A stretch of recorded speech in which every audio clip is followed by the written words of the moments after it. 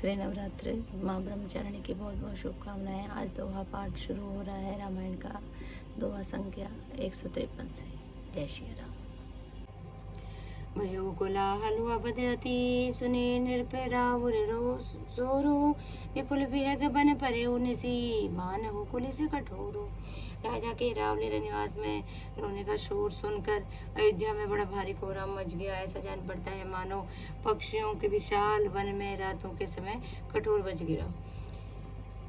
प्राण कंठे गति भयउ भुआलु मनि विहीन जनु व्याकुल व्यालु।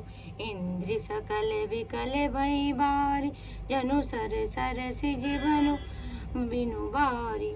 राजा के प्राण कंठ में आ गए, मानो मणि के बिना सांप व्याकुल मनासन हो। इंद्रियां सब बहुत ही विकल हो गई हैं, मानो बिना जल के तालाब में कमलों का वन मुरझा गया हो। कौसल्या निर्पदीक मलाना रवि कुल रवि अथयऊ जिय जाना और धरि धीर राम महतारी बोली वचन समय अनुसारी। कौशल्या जी ने राजा को बहुत दुखी देकर में हृदय में जान लिया कि आप सूर्य कुल का सूर्य अस्त हो चला है तथा तब श्री रामचंद्र की माता कौशल्या हृदय में धीरज धरकर समय के अनुसार वचन बोली। नाथ समुझी मन करे अभिचारु राम वियोग पयोधि अपारो करे नाधार। तुम्हें अवध जहाजु चढ़े सकल प्रिय पथिक समाजो। हे नाथ, आप मन में सोच समझकर विचार कीजिए कि श्री रामचंद्र का वियोग अपार समुद्र है, अयोध्या जहाज है और आप उसके कर्णधार खेने वाले हैं। सब प्रियजन कुटुंबी और प्रजा ही यात्रियों का समाज है जो इस जहाज पर चढ़ा हुआ है। धीरज धरिय तपाई पारू नाही तबूढ़ई सबु परिवारू जो जीव धरिय विनय पिय मोरी राम लखन सिय मिलहि बहोरी। आप धीरज धरिएगा तो सब पार पहुंच जाएंगे, नहीं तो सारा परिवार डूब जाएगा। हे प्रिय स्वामी, यदि मेरी विनती हृदय में धारण कीजिएगा तो राम लक्ष्मण और सीता फेरा मिलेंगे।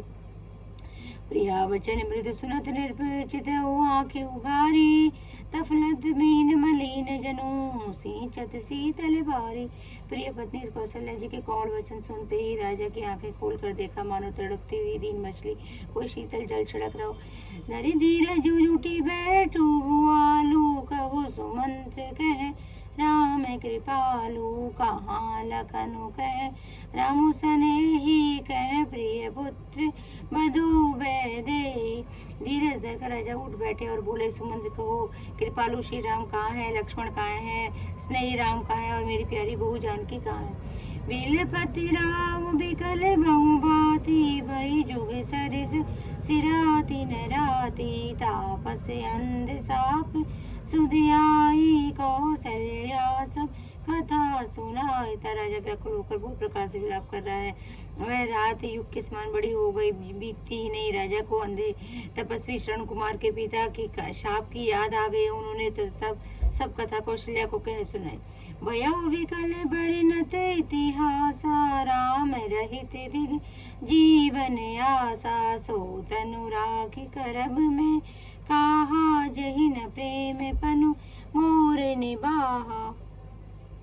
उस इतिहास का वर्णन करते करते राजा व्याकुल हो गए और कहने लगे कि श्री राम के बिना जीने की आशा को धिक्कार है। मैं उस शरीर को रखकर क्या करूंगा जिसमें मेरा प्रेम का प्राण नहीं निभाहा।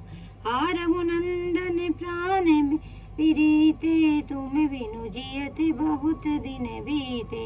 हा जानकी लखन हर गुबर हा पितु हित चित चातक जलधर। हा रघुकुल को आनंद देने वाले मेरे प्राण प्यारे राम, तुम्हारे बिना जीते हुए मुझे बहुत दिन बीत गए। हा जानकी लक्ष्मण हा रघुबर हा पिता के चितरूपी चातक के हित करने वाले मेघ।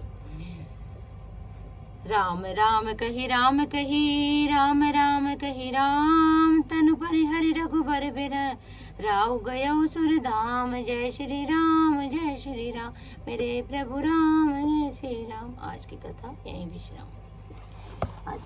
विश्राम। कल आगे।